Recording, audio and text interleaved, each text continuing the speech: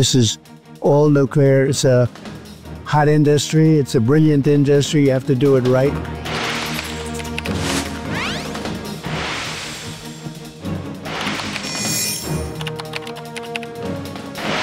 원자력 협력 문제에 대해서도 정상 간의 의미 있는 논의가 있었고 앞으로 추가적인 협의가 이어질 것입니다.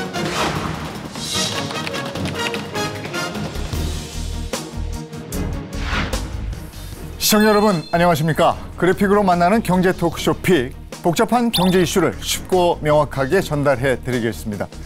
미국이 우리나라 조선업에 이어서 원전도 협력을 공식화하면서 K원전이 급부상하고 있습니다. 하지만 미국의 거대한 원전 시장 진출까지는 넘어야 할 산들이 많이 있는데요. 과연 K원전이 제2의 마스카가 될 수 있을지, 세계 시장을 공략할 방안은 무엇일지 관련한 궁금증들을 낱낱이 분석해 드리겠습니다. 경제 토크쇼 픽 시작합니다.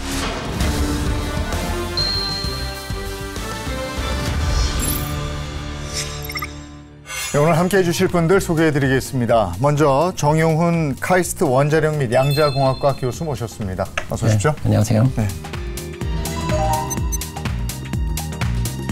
네, 구기보 숭실대 글로벌 통상학과 교수 함께하겠습니다. 어서 오십시오. 안녕하십니까.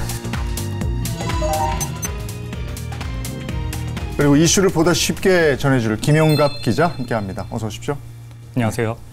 지난 한미 정상회담에서 한미가 원전 협력을 확대하기로 했습니다. 그러면서 K원전에 대한 관심이 상당히 높아졌는데 구체적으로 어떻게 된 겁니까? 네, 우선 한국수력원자력 두산에너빌리티는 미국 기업들과 MOU를 통해서 이 소형 모듈 원자로인 SMR 시장 진출을 위한 교두보를 마련을 했습니다.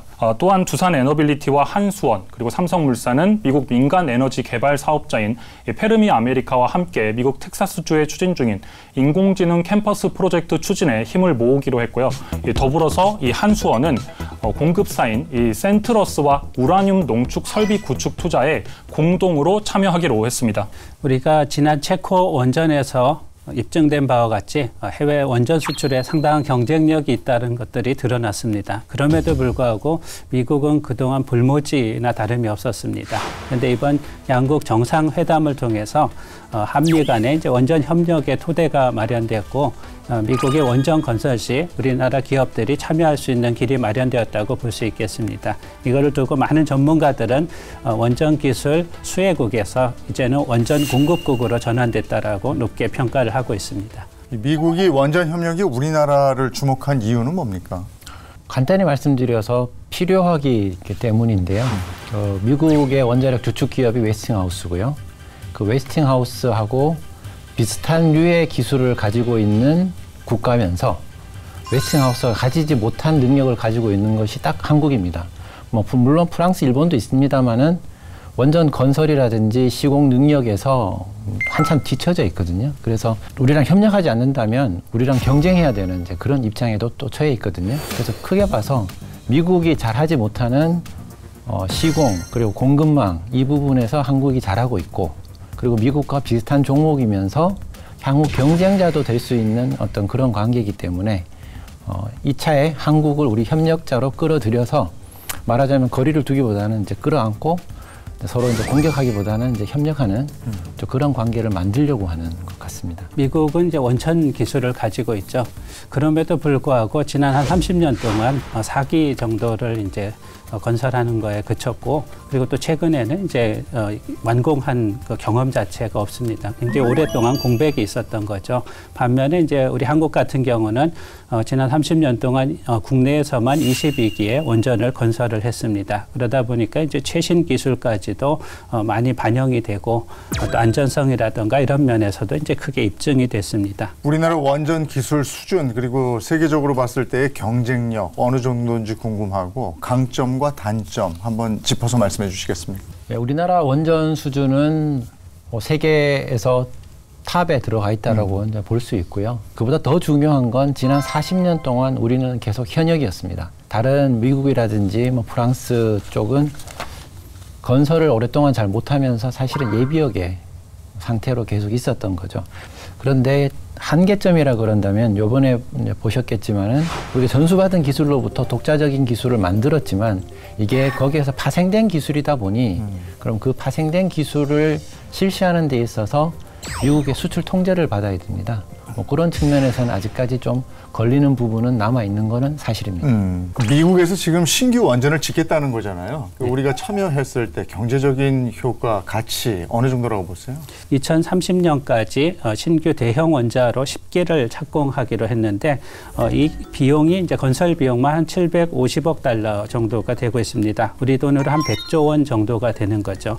그리고 또 미국이 현재 발전 용량이 100기가와트인데 이거를 2050년까지 400기가와트로 확대하기로 했습니다.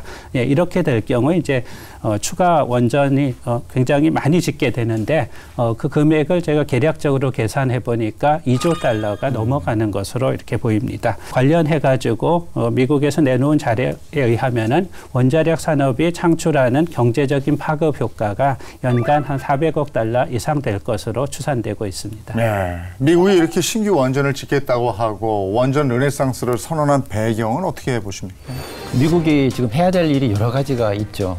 중국과도 경쟁을 해야 되겠고, 그 기후 변화도 대처를 해야 되겠고, 자국의 제조업도 길러야겠고, 향후 뭐 인공지능이라든지 미래 산업도 키워야겠는데 이걸 다 잘하는 데 있어서 공통 요인으로 들어가는 것이 원자력이 되겠습니다.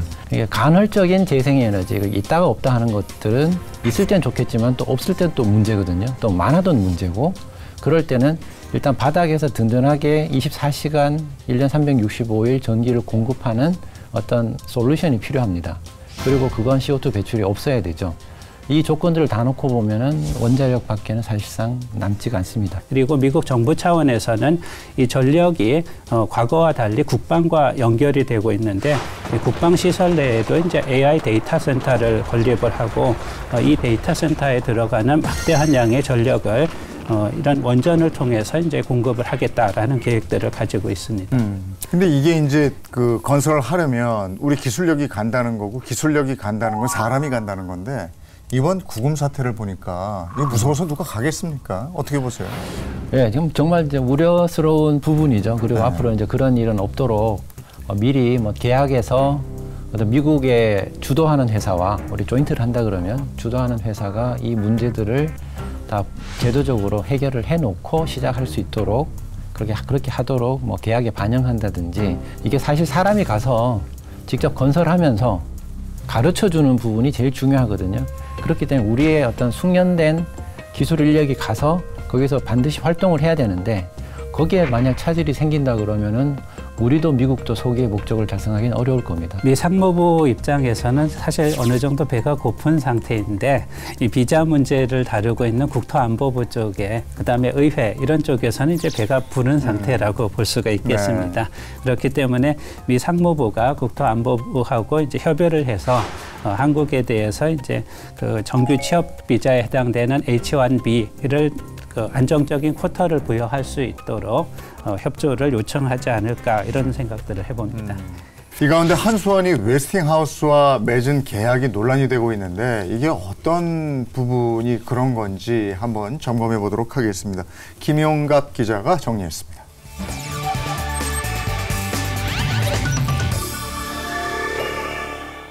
이 웨스팅하우스와 한국의 인연 꽤 오래전부터 시작이 됐습니다. 한국이 원전을 처음으로 가동한 게 1978년인데요. 당시에 고리 1호기 원전의 기술을 전수한 기업이 바로 웨스팅하우스입니다. 그 이후 우리나라는 이 핵심 기술의 국산화에 나섰는데요. 이와 관련해서 이 웨스팅하우스는 꾸준히 지식재산권을 주장을 해왔고, 지난 2009년 이 한국의 원전 수출 1호인 아랍에미리트 바라카 원전을 수주할 때도 지식재산권 침해를 주장한 바 있습니다. 이 한국 수력 원자력과 웨스팅하우스의 분쟁이 본격화된 것은 지난 2022년 10월입니다. 이 웨스팅하우스가 미국 법원에 한국 수력 원자력과 이 한국전력공사가 체코 등 이 해외에 수출하려는 한국형 원전은 웨스팅하우스의 기술을 적용한 것이고, 또 미국 정부의 허가 없이는 수출이 어렵다, 이렇게 주장을 하면서 소송에 나선 겁니다. 원전 기술 종주국인 미국은 이 자국의 기술이 포함된 이 원전 제품이나 기술을 제3국에 수출할 때는 미국 정부의 허가를 받도록 하고 있습니다. 이에 대해서 한수원은 수출을 추진하는 이 APR 1400은 독자 기술이라고 이렇게 대응을 했는데요. 2022년 3월에 체코 정부가 이 원전 사업에 대한 입찰 안내를 하고 1년 뒤인 2023년 10월에 이 한수원은 체코 신규 원전 사업 입찰서를 제출을 합니다. 그리고 2024년 1월 경쟁사였던 이 웨스팅하우스는 입찰에서 탈락했고 7월에 체코 정부는 우선 협상 대상자로 한수원을 선정합니다. 이 선정 결과와 관련해서 웨스팅하우스는 8월에 항의서를 제출하게 되고 체코가 원전 계약을 일시 보류했습니다.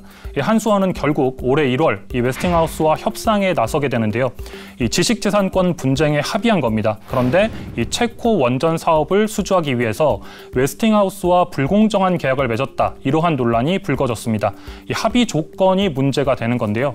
한전과 한수원이 향후 50년간 원전 한 기를 수출할 때마다 6억 5천만 달러, 그러니까 우리 돈 약 9천억 원 규모의 물품을 구매하기로 했습니다. 여기에 웨스팅하우스 1억 7,500만 달러, 그러니까 약 우리 돈 2,400억 원에 달하는 기술 사용료도 별도로 또 내야 됩니다. 그러니까 원전 한 기를 수출할 때마다 웨스팅하우스 측에 1조 1,400억 원씩을 제공하는 셈인데요. 이 협정서에는 우리 기업이 소형 모듈 원전, 그러니까 SMR 등을 독자 개발해서 수출할 때도 웨스팅하우스의 사전 검증을 받도록 했습니다. 이 웨스팅하우스가 기술 자립을 확인해주지 않으면 수출이 어렵다는 뜻입니다. 이 협정이 체결로부터 50년간 유효한 것으로 전해지고 있는데요. 유효기간 자체는 50년이지만 이 웨스팅하우스가 원하면 5년씩 자동 연장한다는 조건이 붙어 있습니다. 그러니까 사실상 영원히 이어지는 종신계약이라고 볼 수도 있습니다. 이 국제원자력기구는 최근 4년 연속해서 이 원전 발전 용량에 대한 전망치를 상향하고 있는 상황입니다. 전 세계적으로 원전 건설도 활발하게 진행이 되고 있는데요. 세계 원자력 협회에 따르면 현재 31개국에 약 440여 개의 원전이 운영되고 있는 상황입니다. 약 30개국이 원전 관련 계획을 가지고 있고 전 세계적으로 약 70개의 원전이 건설되고 있습니다. 이 웨스팅하우스와 계약은 족쇄가 될까요? 아니면 기회가 될까요? 이 웨스팅하우스 계약 논란에 대해서 어떻게 보십니까?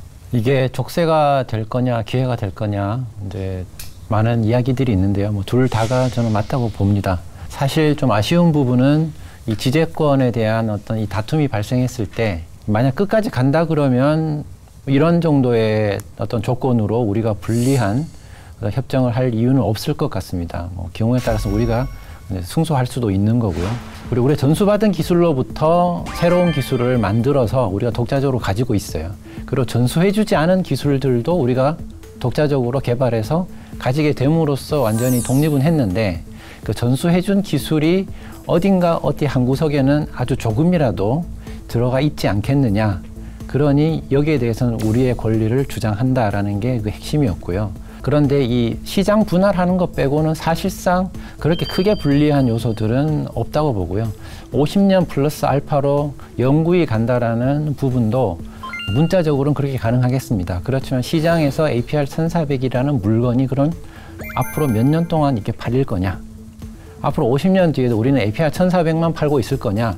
그럴 일은 없습니다. 그래서 사실상 이거는 상징성에 가까운 어떤 선언이라고 보시면 될 것 같고요. 앞으로 그럼 이거를 우리가 활용하기에 따라서 지금 저처럼 팽창하고 있는 원자력 시장에서 웨스팅하우스가 진출할 시장이 훨씬 넓습니다. 그런데 그 시장에 우리가 같이 들어갈 수 있다라는 걸로 지금 판이 짜여져 있기 때문에 그렇게 불리한 것만은 아닌 것 같습니다. 한국전력이 한국형 원전의 미국 사업이 가능하도록 조정력을 발휘해달라 이렇게 얘기를 했어요. 요청을 했어요.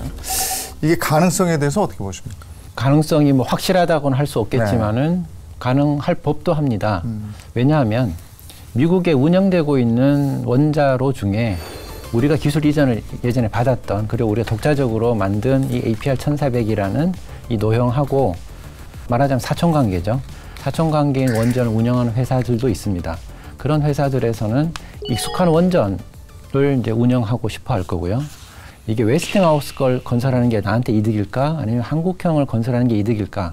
만약 한국형을 건설하는 게 리스크가 훨씬 적고 경제적으로 낮다. 그렇다면 소비자 입장에서 한국형을 더 선호할 수가 있습니다. 그렇다면 웨스팅하우스도 거기에는 협조 할 수밖에 없을 겁니다. 다만 이제 미 에너지 차관인 댄리 차관 같은 경우에는 이제 웨스팅하우스의 노형인 AP1000을 우선적으로 하고 한국이 이거에 대한 시공을 담당하는 게 어떻겠느냐 이런 식으로 이제 얘기를 하고 있어서 이 경제성 외에 정치적인 요소가 많이 같이 반영되고 있는 게 아닌가 생각이 됩니다. 그야말로 이제 디테일이 필요한 건데 미 원전 시장 진출을 위해서 수출 제도 개편, 수출 체계 뭐 이런 것도 한번 점검을 해봐야 된다 이런 얘기인데 현재 상황이 어떻습니까? 현재 우리나라 원전 수출은 한전과 한수원이 양분하는 형태입니다. 오랜 기간 동안 이 해외 경험이 있는 한전의 해외 사업 경험을 살리되 원전 건설 그리고 운영을 담당하고 있는 한수원의 전문성도 보장을 하겠다라고 하는 겁니다. 이에 한전은 이 미국과 아랍에미리트, 베트남 등 13개국, 한수원은 체코와 루마니아, 필리핀 등 25개국을 맡아서 수주 활동을 펼쳐왔습니다. 이 한국형 원전을 그대로 쓸 수 있는 국가는 한전이 담당을 하고 설계 변경이 필요한 국가는 한수원이 주도를 하는 방식입니다.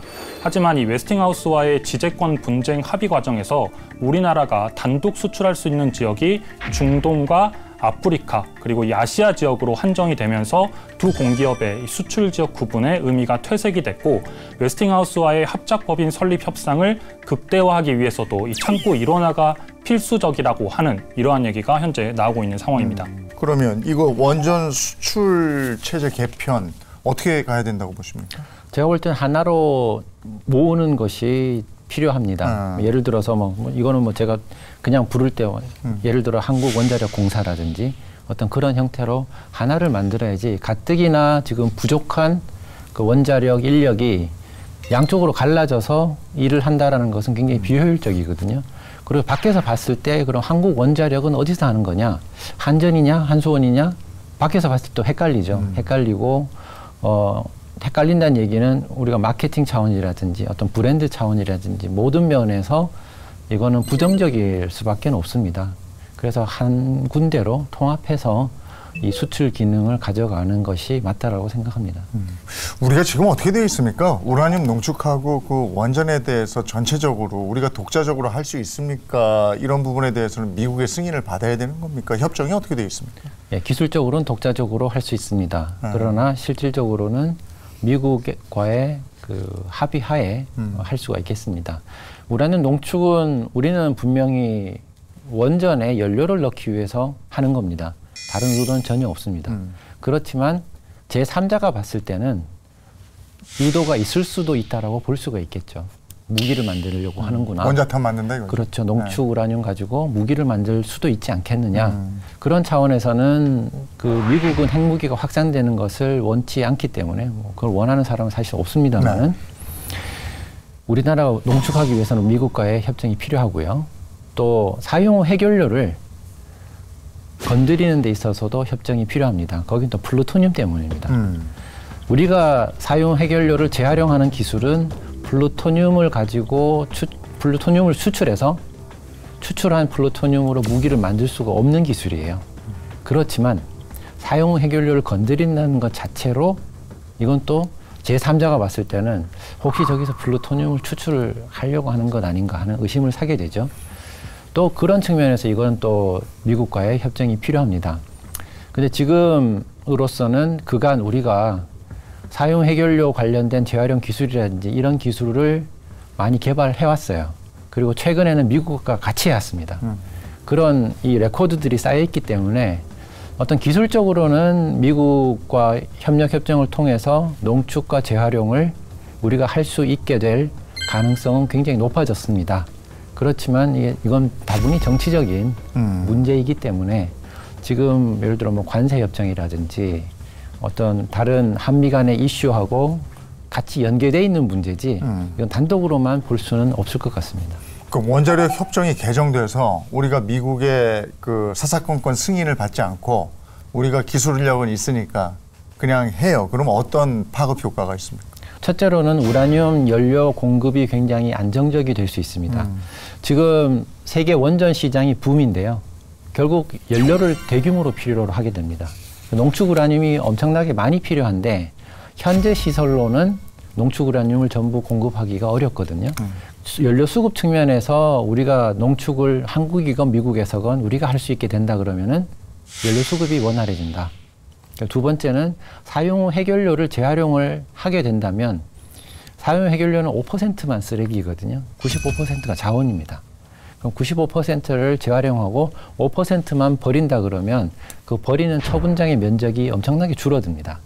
그럼 어차피 우리나라에는 처분장이 하나는 있어야 되는데 그 하나 생길 처분장을 굉장히 효율적으로 장기간 오래 사용할 수 있게 되는 거죠. 기존 원전보다도 작은 소형 모듈 원자로 아까 말씀해 주셨는데 SMR이잖아요. 이게 미래 원전 기술로 주목을 받고 있는데 지금 구체적으로 장점이 어떤 게 있습니까? 말씀하신 이 SMR, 기존 원전과 비교해서 3분의 1가량 작은 이 소형 원전을 의미합니다. 출력량이 300메가와트 이하로 기존 대형 원전의 약 30% 정도 수준인데요. 이름처럼 이 모듈화돼 있어서 공장에서 발전기를 제작한 이후에 현장으로 운송을 해서 설치를 하면 되기 때문에 건설 기간과 비용이 적게 듭니다. 이에 이 산업단지나 데이터 센터 등 전력 수요가 높은 지역에 설치를 하면 송배전 인프라 부담이나 이 송전 손실도 줄일 수가 있습니다. 아직 상용화에 성공한 사례는 없지만 잠재력이 크기 때문에 미국, 중국, 캐나다 등 이러한 국가들을 중심으로 막대한 투자와 기술 개발이 이루어지고 있고 우리 정부도 현재 SMR 국산화에 적극 나서고 있는 상황입니다. SMR의 미래 경쟁력에 대해서는 어떻게 보십니까? 작기 때문에 좀 안전성에서 좀 우위를 가질 수 있는 부분이 있습니다. 냉각을 큰 걸 냉각하는 것하고 조그만한 걸 냉각하는 것하고 비교해 봤을 때 조그만한 것은 쉽게 간단하게 냉각을 할 수 있어요. 말하자면 그릇이 큰 데다 담아놓은 뜨거운 국하고 조그만한 데 담아놓은 국하고 비교해 보시면은 이게 빨리 식죠. 작은 게. 같은 안전성을 추구하는 데 있어서 방법이 매우 간단하다. 그 측면에서 SMR은 장점이 있습니다. 그리고 간단하다는 것이 경제성으로도 또 연결될 수 있어요. 문제는 이걸 정말 공장에서 찍어내는 수준으로 대량 생산을 해서 단가를 낮추는 거, 그것이 얼마나 빨리 가능하겠는가. 그게 첫 번째고요. 두 번째는 SMR은 굉장히 유연하게 운전도 더 가능하고요. 해서 장점이 많습니다. 경제성이 결국 관건인데요. 택시 요금을 우리가 더 내는 이유는 택시가 버스보다 비싸서라기보다는 택시도 기사가 한 명 있는 거고요. 버스도 기사가 한 명 있습니다. 그런데 운송하는 승객의 그 인원 수는 현저히 다르죠. 네. 그러면 이 택시 요금을 과연 버스 요금에 얼마나 가깝게 만들 거냐? 그러기 위해서는 어떤 기술 혁신이 필요하냐? 우리 SMR에서는 운전하는 인력이라든지 그 메인터넌스하는 인력이라든지 그 인력의 수가 기존 대형 대비를 봤을 때 거의 없다시피 하는 정도로 운영이 돼야지만 경제성을 가질 수 있어요. 그래서 이 기술 혁신 누가 더 잘 해내느냐? 거기에 달려 있습니다. 우리나라가 SMR 시장에서 이제 선두권에 있는 것만은 틀림이 없겠습니다. 그렇지만 다른 나라와 비교가 안 될 정도로 독보적인 위치에 있느냐? 그렇지는 않습니다. 미국 역시 이제 18개사가 개발에 참여를 하고 있고 또 러시아가 이제 17개사, 또 중국이 이제 8개사가 뛰어들고 있습니다. 그래서 현재는 승부가 난 상태라기보다는 이제 승부를 보기 위해서 경쟁을 하고 있는 단계다. 이렇게 볼 수가 있을 것 같습니다. 특히 이제 기존에 검증된 경수로형 원자로뿐만이 아니고 이 차세대 원전 기술까지 이제 SMR에 대거 적용될 것이기 때문에 앞으로 이 차세대 원전 기술을 먼저 확보하는 나라가 절대적으로 유리한 위치에 놓일 것으로 보입니다. 우리나라가 지금 미국 SMR 시장 진출에도 속도를 내고 있다고 들었는데 현재 상황, 전망 어느 정도입니까? 주로 미국 내 SMR 기술 기업의 어떤 지분 투자를 직간접적으로 하는 방향으로 현재는 가고 있습니다. 그럴 수밖에 없다고 보는 게 일단 투자금을 빨리 회수할 수 있는 금융시장이 어디냐. 미국이죠, 결국. 그래서 미국에 투자를 하고 그리고 장기적으로 또 지분을 유지하고 있으면서 미래를 내다보는 그런 전략이고요. 이렇게 봤을 때 우리도 빨리 민간에서 원자력 사업에 진출을 국내에 해야 된다라고 생각합니다. 그래서 민간 원자력이 국내에 활발해진다 그러면 미국과 유사한 시장이 만들어질 수도 있을 것 같습니다. 현재 두산 에너빌리티가 미국인 뉴스케일의 제작 파트너로서 원자로 용기 그리고 증기 발생기를 제작해서 독점 공급하기로 계약을 체결을 한 상태입니다. 그리고 미국의 이제 SMR 개발사죠. 엑스에너지라고 하는 기업이 있는데 이 기업의 이제 레인키 수석 부사장이 한국을 방문해서 주요 파트너사인 우리나라의 이제 DLENC하고 설계라든가 시공과 관련된 협의를 진행을 하고 있습니다. 그 외에도 이제 다른 팀 코리아 기업들하고 협력을 확대해 나가고자 타진을 하고 있는 상태입니다. 특히 이제 이 엑스에너지 같은 경우는 향후 한 60기 정도의 SMR 건설을 예정하고 있어서 이 협력이 구체화될 경우 상당한 시너지 효과가 날 것이라고 생각됩니다. 원자력 이러면은 안전하냐 이런 얘기가 뒤따르는데 안전한 겁니까? 예, 뭐 거기에 대해서는 뭐 논란은 있습니다만은 결론은 기존의 친환경 에너지, 재생 에너지들하고 비교해 봤을 때 안전성이라든지 환경성에서 차이가 없다라는 것이 결론이죠. 이런 논란이 유럽에서 한번 좀 뜨겁게 일어났던 적이 있죠. 원자력에 대한 지원을 해야 되냐 말아야 되냐 할 때 이게 원자력이 친환경이냐 아니냐 안전하냐 이거를 유럽연합에서 평가를 했습니다. 해서 내린 결론이 전기를 생산하는 데 있어서 수반되는 어떤 사망자 수 그리고 CO2 배출량 이걸 봤을 때 그리고 사용 해결료를 폐기해서 처분하는 그 모든 전 과정을 봤을 때 재생에너지 대비 환경성이나 안전성에 있어서 떨어지는 면이 없다. 차이가 없다라는 것이 결론이죠. 30년 전에 건설한 원전하고 뭐 최근에 이제 신규로 건설하는 원전하고는 안전성에 있어서는 비교가 안 될 정도로 월등히 높아졌다. 이렇게 볼 수가 있겠습니다. 그래서 이제 안전성을 얘기를 할 때 막연하게 원전을 얘기할 것이 아니라 신규 원전의 안전성으로 이렇게 화두를 옮겨갈 필요가 있겠습니다.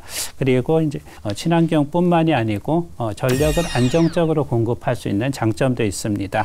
이 태양광이라든가 풍력 이런 것들은 이제 친환경이긴 합니다만 이제 안정적인 전력 공급에 좀 어려움을 겪고 있습니다. 특히 얼마 전에 일어났던 스페인의 국가 정전 사태가 대표적인 사례라고 볼 수가 있겠습니다. K원전이 제2의 마스카가 될 수 있을 것인가 여기에 대한 궁금증도 있고 기대도 있고 이렇습니다. 여기에 대해서 어떻게 전망하십니까? 미국의 원전 건설을 적기에 경제적으로 빨리 해내는 것 여기에 우리가 기여하면서 우리의 어떤 이득을 취할 부분은 분명히 생길 것 같습니다. 그런데 그 이득은 작은 이득이라고 보고요. 정말 큰 이득은 미국이 보는 거죠. 원전을 자국 내에 건설해서 말씀하셨지만은 전력망도 안정화되고 전기 요금도 안정화되고 제조업과 첨단 산업이 그 전기를 받아서 또 살아나고 한다 그러면 이건 원전 건설 자체 이상의 어떤 효과가 있는 거거든요. 이걸 봤을 때 어떻게 보면은 저는 이건 너무 남 좋은 일만 시켜주는 거 아닌가. 이제 그 원전은 우리나라 국내에 우리가 더 많이 지어야 하는데 이걸 내팽개치고 수출만 지금 너무 쳐다보고 있는 것 아닌가 하는 생각도 듭니다. 네, 마스가가 이제 구체화되는 과정에서 보면은 우리나라 하나오션이 미국의 이제 필리 조선소를 인수를 하게 됩니다. 그래서 이제 우리 기업이 미국 법인을 가지고 운영을 하는 형태죠. 이 원전에 있어서도 한수원과 웨스팅하우스가 이제 조인트 벤처 합작 법인을 설립을 했습니다. 그리고 이제 향후 50년간 원전 관련 수출 협력을 하기로 약속을 했던 거죠. 이거는 뭐랄까요, 서로 보완적인 기업들이 최고의 시너지 효과를 낼 수 있는 그런 형태의 협력이라고 보입니다. 한국의 시공 능력이라든가 뭐 설계 능력, 그다음에 운영 능력 이런 것들과 함께 미국의 이제 원천 기술이 결합될 경우 미국 시장은 물론이고 유럽 시장에서도 신규 원전을 수주할 수 있는 기회는 그리고 가능성은 굉장히 커지겠다 이렇게 볼 수가 있겠습니다. 네, 향후의 세계 원자력 시장 전망은 어떻게 보십니까? 제2의 이제 르네상스라고 보여지는데요. 원자력이 처음에 들어왔을 때 그 오일 쇼크 당시에 들어왔습니다. 그 오일 수급이 불안해지면서 오는 수급 불안 그리고 가격 폭등 이것 때문에 원전의 수요가 그때 이제 폭발적으로 이제 늘었었던 거고요. 지금 비슷한 상황을 이제 맞고 있는 겁니다. 그래서 앞으로 매년 수십 기의 주문이 이제 시장에 나오는 아주 큰 시장이 이제 될 겁니다. 그럼 제일 중요한 건 좋은 성적입니다. 그러니까 우리가 미국에 건설하건 국내에 건설하건 기간 내에 예산 내에 제대로 건설하는 그 트랙 레코드라 그러죠. 실질적인 실적. 요것을 빨리 쌓는 데가 아마 앞으로 폭발적으로 나올 시장을 선점하는 업체가 될 겁니다. 중국의 원전 건설 기세가 또 만만치 않다고 그러던데 어느 정도입니까? 예, 중국은 이제 현재는 미국에 이어서 2위이지만 29개의 원전을 현재 동시에 건설을 하고 있는 상황입니다. 현재 2위인 인도가 이제 6기를 건설하고 있는 거에 비해서 이제 압도적으로 높은 수치죠.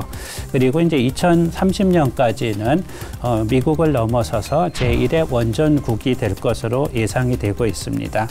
그리고 향후 10년 안에 그 원자력을 통한 발전 용량을 이제 200기가와트로 끌어올리겠다라는 계획을 제시를 하고 있습니다. K원전의 경쟁력을 키우려면 어떻게 해야 됩니까? 우리가 잘하는 걸 적극 발휘해서 이제 앞으로 하게 될 체코 원전 사업 제때 제대로 끝내고요. 그리고 웨스팅하우스하고 협력해서 할 미국 사업도 제때 하면서 또 거기에서 많이 또 배워야 됩니다. 그보다 더 중요한 건 국내의 건설을 또 제대로 추진하면서 우리나라 산업도 또 살려야죠. 우리나라도 제조업 해야 되고요. 우리나라도 인공지능 해야 됩니다. 그렇다면은 우리나라 산업 살리는데 원자력이 해야 될 일이 있기 때문에 국내 건설도 잘하고 그렇게 함으로써 또 경쟁력도 국제 경쟁력도 또 유지할 수 있는 것 같습니다. 네. 예, 우리가 이제 웨스팅하우스와의 합의 이후에 전략이 좀 바뀌어야 될 것으로 보입니다. 일단 단독 수주, 물론 팀 코리아라는 팀이 있습니다만 한국 단독 수주로 갈 경우에는 이제 동남아라든가 중동, 아프리카 이 지역을 겨냥해서 집중적으로 원전 수출을 위해서 노력을 해야 될 것이고요. 그다음에 이제 미국 같은 경우는 이제 웨스팅하우스와 함께 참여하는 형태, 그리고 이제 유럽 같은 경우에는 이제 공동으로 이제 수주를 하는 이런 형태로 가야 될 것 같습니다.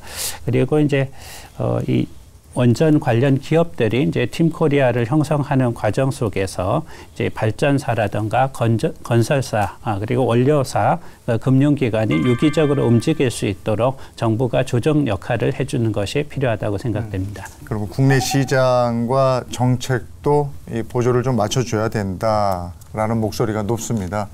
향후 보완돼야 될 건 어떤 게 있습니까? 지금 대조적으로 원전 전기를 내가 사고 싶다 그래서 그걸 살 수 있는 계약 방법은 존재를 하지를 않고 있고요. 그리고 원전을 실제로 내가 소유를 하고 운영을 하는 데 있어서 좀 어려운 점들이 많이 있습니다. 그래서 이 부분을 대폭 손을 봐줘서 민간이 원자력을 운영하거나 혹은 원자력 전기를 구매 계약하는 것을 활발히 할 수 있도록 해주는 것이 필요합니다. 정책의 일관성도 굉장히 중요한 것 같아요. 우리가 수출 쪽에서는 정권이 바뀌어도 지속성을 유지를 해왔습니다. 그런데 이제 국내 원전 건설 숫자와 관련해 가지고는 정권이 바뀌면서 4기에서 3기로 줄어들고 다시 2기로 줄어드는 이런 상황이 되고 있습니다. 이렇게 될 경우 이제 여러 가지 재정적인 낭비라든가 이런 것들이 발생하겠죠. 예, 그리고 이제 원자력 생태계를 구축해야 될 것으로 보입니다. 뭐 어떤 산업이든 마찬가지겠습니다만 대기업뿐만이 아니라 대기업의 부품을 공급하는 중소기업들의 이제 기술 경쟁력도 굉장히 중요합니다. 그러기 위해서는 이제 이 중소기업들이 필요로 하는 인력들을 안정적으로 공급받고 그다음에 이제 기술 수준을 높이는 교육을 할 수 있는 그런 지원들이 필요하다고 생각이 됩니다. 네, K원전이 세계 시장 진출에 탄력을 받을 수 있을지 무엇보다도 국익을 우선시한 현명한 전략이 필요해 보입니다. 경제 토크쇼 픽 오늘 여기까지 하겠습니다. 고맙습니다.